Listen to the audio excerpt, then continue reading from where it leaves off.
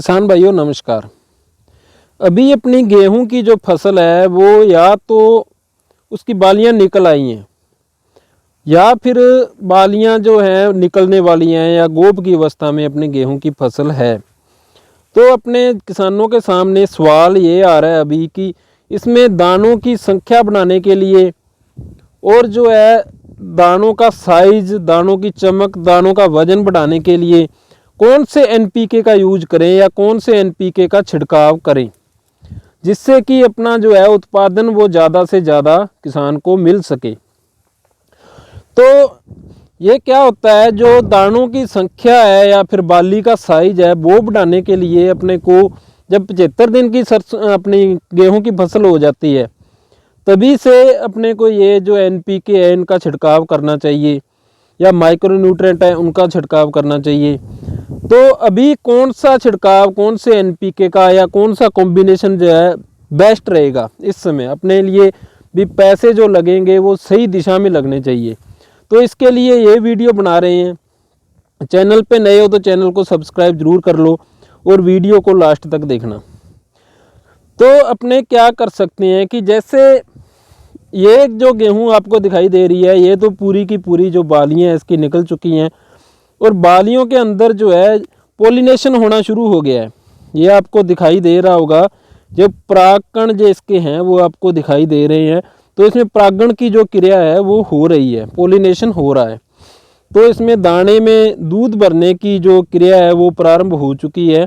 जैसे ही ये जो अपना बूर दिखाई दे रहा है ये नीचे चढ़ जाएगा परागण करने के बाद में, पॉलिनेशन होने के बाद में, तो दानों के अंदर दूध भरना शुरू हो जाएगा।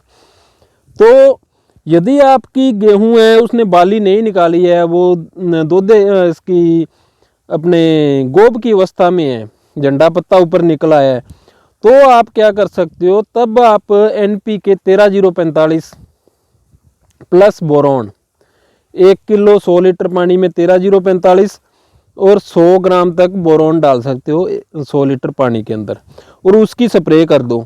उसके 10-12 दिन बाद में जैसे ही कोई बाल बाहर निकलनी स्टार्ट हो जाए तो आप 05234 जो आता है उसमें 52% फास्फोरस होता है, 34% पोटाश होता है, तो उसका एनपीके का स्प्रे आप करो।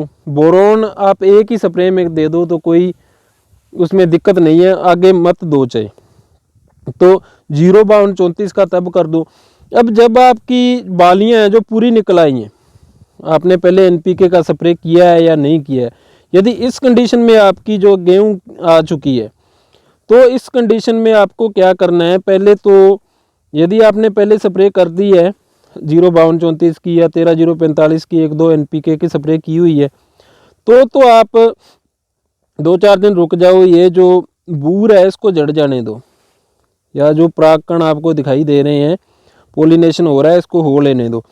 बाद में अपने क्या करना है, 0050 आता है पोटेशियम सल्फेट आता है जिसमें कि अकेला पोटाश होता है, पोटेशियम होता है वो सल्फेट के रूप में होता है, 50% पोटाश पाया जाता है उसमें।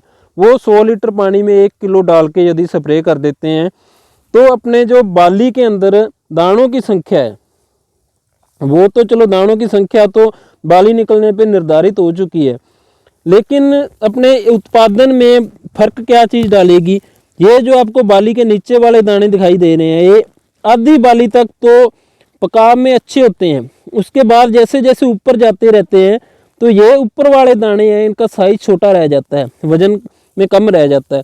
तो यही जो चीज़ें हैं वो अपने उत्पादन में फर्क डालती हैं। तो यदि अपने 2-3 स्प्रे एनपीके के कर देते हैं तो ये ऊपर वाले जो आपको दाने ये दिखाई दे रहे हैं, मक्खियाँ दिखाई दे रही हैं, इनके अंदर जो दाना बनेगा तो इनका वजन भी इस दाने के बराबर होगा। ऊपर से लेकर नीचे तक जो बाल है उसके अंदर जो दानों की संख्या है या फिर दानों की जो क्वालिटी है, उनका वजन है, उनका साइज है, वो एक बराबर होगा, तभी ही अपने पूरा उत्पादन गेहूं का ले सकते हैं। तो इसके लिए आपको क्या करना है, 0050 की जो स्प्रे है वो लास्ट जो एनपीके आप यूज कर रहे हो तो उसमें 0050 की स्प्रे कर दो। और सबसे बेस्ट बताता हूँ मैं आपको, जैसे एक न्यूट्रीफास्ट नाम का प्रोडक्ट आता है, यदि अपने उसका यूज करते हैं तो उसकी 3 स्प्रे कर सकते हो आप। ये जो तीनों कंडीशन बताई है, तीनों आपको भी बाली निकलने से पहले या कोई बाल निकल रही है तब, और एक पूरी बाल निकल चुकी है तब। तो न्यूट्रीफास्ट का यदि अपने स्प्रे करते हैं तो न्यूट्रीफास्ट में क्या होता है,